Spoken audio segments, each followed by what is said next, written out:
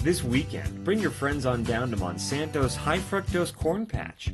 Take a corn ride, climb the corn, sip corn cider, kick the canned corn, slide down Corn Mountain, rinse off in a golden corn shower, last night's corn, kitty corn maze, maze, cornhole with corn bags, corn throating contest, bonfire with corn roast, Scary Scarecorn will be there, and Colonel Cornelius Colonel, Cornelingus, or pick your own corn pumpkin. The kids will love our giant corn and educational animal testing zoo. Come get corny with us at Monsanto's High Fructose Corn Patch. Monsanto's High Fructose Corn Patch. We put corn in everything. Hi there, I'm Darren Howard. And I'm Robert Nisbet. You're tuned in to Video Radio here, right at Radio Free Canada, and we're talking about food matters because food matters. Yeah, I was in stereo. You owe me a beer. Right here in Canada, we do have food sustainability problems. British Columbia, it only produces 50% of its own food, but in Vietnam, they got the show. Actually, the government figured out a way to help people. So let's show this clip.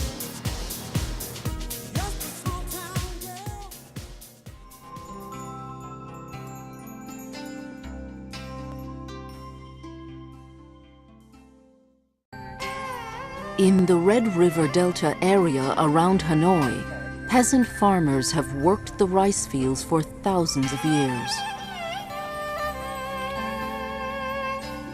Zung started farming at 18 when he returned to his village after years of war. From 1975 to 1984, there was real hunger.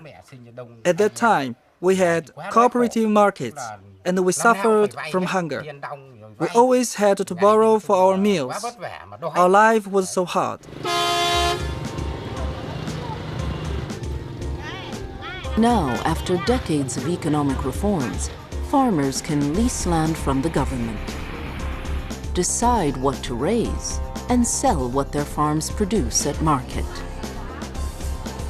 Combined with wide-scale support for agriculture, what emerged was a sustainable food system that works, now known as VAC farming. Normally, we can have productivity of 2.5 tons of fish. After expenses of about $700, my net income is $1,700 per year. Biogas from the pigs powers the gas cooker in the family's kitchen. For example, with the pig pen, we don't have to buy gas for cooking. The manure is used for fish production. The biogas system helps protect the environment. We also use manure for the garden. The wastewater of biogas is very good for irrigating crops. This type of irrigation water is better than nitrate. Today, Vietnam is the world's #2 rice exporter. But the Vietnamese have much more than just rice. Sound policymaking and investment, and nutrition education for women especially, have brought about a whole-of-society response that's created just one type of sustainable food system. Okay, so they're solving it in Vietnam. A communist government, imagine they're actually helping the people. A government helping the people? You know, That's not the government's job, is it? Well, it should be. Let's not get out of control here. Remember, there's money to misspend somewhere. Okay, so they're doing accounting that works while our government flails around and does nothing of any use whatsoever. We have cool clips right here. Food sharing. What do you got, man? Well, apparently there's a problem with food banks getting food, so some restaurants are stepping up and helping out. Really? Yeah. Restaurants stepping up and helping out when the government isn't. So remember, it's usually the private sector that ends up picking up the tab, and these restaurants are doing a good job of it. Check it out. Longhorn Steakhouse managing partner Jessica Elizondo starts her day off by cutting a pristine ribeye steak. We hand cut our ribeyes in-house. So we're taking those loins and basically doing the trimming and cutting those steaks to our specifications. Specifications that leave a lot of meat on the cutting board. Between 25 to 50 pounds, varying day to day. Which is why Jessica's steaks don't just feed her customers, they also feed the hungry. Instead of throwing that in a trash, we have decided to take that and donate it to the San Antonio Food Bank. Once Jessica is done cooking and bagging leftover trimmings that the restaurant's not going to use, she puts it in a bin like this one, along with bread, veggies, and anything else that the restaurant's not going to use. From there, that food is given to Lino over here with the San Antonio Food Bank. After that, the food is distributed to places like the Food Bank Kitchen here at Haven for Hope, where executive chefs like Martha take it and turn it into delicious meals like this chili. They're going to get a fantastic product from someplace like Longhorn Steakhouse one day. They'll get produce from a local farmer in Pleasanton the next day and put it all together to make a nourishing meal for a family at Haven. Or 122,000. That's how many pounds of food the 6 Longhorn Steakhouses in San Antonio have donated this year alone. Hundreds of thousands of meals in 1 year, just from taking that little extra and turning it into something like chili like we did here at Haven for Hope. It's just tremendous. You have that good feeling of we're helping out. In some way, somebody is going to benefit from what I do every day. The food bank says it has resources at the ready to help other area restaurants create similar programs. Hey, wait a second. Did we say who we were? Oh, hey, who are we? I'm Darren Howard. And I'm Robert Nisbet. This is a special on live, on location, kind of with our beautiful backdrop. Look at this. It's beautiful. This is where the rich people park their boats. Yeah. Can't have any poor people sullying up the waters. They have to go to food banks. Food bank. Hey, good segue. Was it? That was good. That was kind of awkward. Whatever. Whatever. We're not corporate, right? We tell the truth on a regular basis.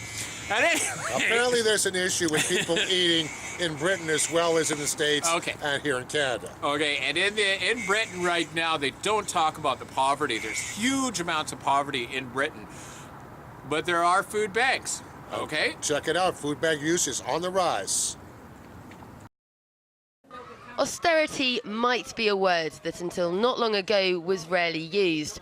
Now, though, it's on everyone's lips. In real terms, as austerity bites, food poverty's rising. 500,000 people are now dependent on food banks, according to figures in a recent joint report compiled by charities Church Action Poverty and Oxfam, which many see as a direct result of mounting social spending cuts. And the burden of care is often falling to charitable organisations such as this one. So this is where it all starts, the food distribution, of course in the kitchen, with the raw ingredients. And this is a 6-day-a-week operation, so it all gets cooked here. Cooking starts nice and early. And then once it's done, it's all sent to London. And have you seen lots of new people using it? Yeah. What types of people? Unemployed people, young people, live in squats, and most of them it's a lot of people who are low income or on benefits and they don't have jobs and stuff. Though the number and dependence on food banks have been steadily increasing, some in government are playing down the connection with policy. And so how does the charity operate? You run 6 days a week, so that's a big operation, and 1,000 people roughly a day, you said? Yeah. Do you get government funding? Are you? We used to. Unfortunately, the council, they cut the funding for all the day centres. So now we're on our own, but luckily we've got a couple supermarkets interested in diverting the food from landfills. This would normally, all this strawberries, bananas, cakes, everything would normally end up in landfill. So you're saving the environment and recycling back into the community. And obviously helping people who are going hungry. And there's a lot of people nowadays going hungry. Well, we've seen a huge number of people using this service today, and services like this are set to become even more pivotal in the future. The government might just have announced another round of painful austerity measures, but the truth is, for the UK to stay on its deficit reduction path, what many in government know is looking forward to the future past the next election, is that there could be much, much worse to come. Okay, so, British food banks, I mean, come on. This is like home of the royalty, and yeah, they leave people to go hungry too. I think Her Majesty just got a raise. Yes, she did. And as a matter of fact, we send like $50 million a year from Canada. Apparently the Queen owns all of Canada. Well, of course they do. You know, we're just peons who live on the land. That's right. And remember, most of your government swears allegiance to the crown, and not you. Of course, you know, the U.S. is so technically advanced. They're having so many good things going on with their food stamp program. Yeah. So, they had a bit of a glitch. So check it out. This is a really quick clip. All right, a weekend shopping spree, leaving 2 Walmart stores all but cleaned out. Check this out. The company's footing the bill here. Customers using their government-funded debit cards, I should say, discovered a computer glitch had given them unlimited balances. So what did they do? They tried to spend unlimitedly. What anyone would They went do, on a buying spree, buying everything they could. In reality, there was a limit the whole time, apparently, and Walmart will likely have to absorb the losses. Yikes. Yikes. All right. So you gotta wonder why people ran on the store, right? Well, it was Walmart for one thing. Yeah, Walmart, you know, Chinese, support your Chinese slave labor today, right? Apparently Walmart will have to pay the bill, too. I feel bad for them. I think the Waltons can afford it. Yeah. Richest people on the planet, yes, you can afford it. However, that was not the only issue they had with the federal food stamp program. Apparently, there was a bit of a freeze on people's funds and they were unable to buy food. Check this out. Millions of families across the country had quite the scare Saturday when they were unable to buy food with their food stamp cards. In 17 states, the debit card style food stamp cards didn't work for several hours. We're living off the food stamps, and if we can't have them, you know, we can't feed our families. So that means no food, I can't eat. The cards were back up and running Saturday evening. But unlike most of the countrywide problems this month, this one cannot be blamed on the government shutdown. Xerox, which manages the card, shouldered the blame late Saturday, releasing this statement. During a routine test of our backup system Saturday morning, Xerox's electronic benefits transfer system experienced a temporary shutdown. And while Saturday's incident had nothing to do with the shutdown, those who are part of the federal food stamp jobs training program are being affected. According to Think Progress, employment and training programs known as SNAP ENT are being left to their own devices during the shutdown. The amount of cash on hand to cover the loss of funding for these job programs varies from state to state. Food stamp benefits are set to be cut by about 5% starting November 1st when a temporary increase in food stamps expires. Those benefits, on average, are used by 1 in 7 Americans every month. For Newsy, I'm Jamal Andrews. So that's what happens when you have a little problem with the food bank or food stamp program. But however, I think today, November 1st, they're going to be cutting back on food stamp funds as a way to save money on the federal deficit down in the States. Now, all they have to do is cut out 1/10 of their military funding, and they could feed everybody in the United States. However, they need to wage wars because they like killing people. I don't know. Plus, they have to keep the Ponzi scheme going, right? The banking scheme. Yes, remember, do your research on the Fed and don't take our word for it. Absolutely. We don't know everything. And we certainly need you to do your research because you're intelligent, just as intelligent as we are. I'm Darren Howard. And I'm Robert Nisbet. We've got a thing coming up talking about fracking, so we want you to stay tuned.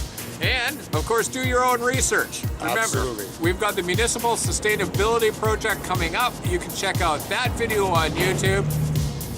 And we'll be right back. And we'll be right back. Thanks for tuning in. Good to have you along.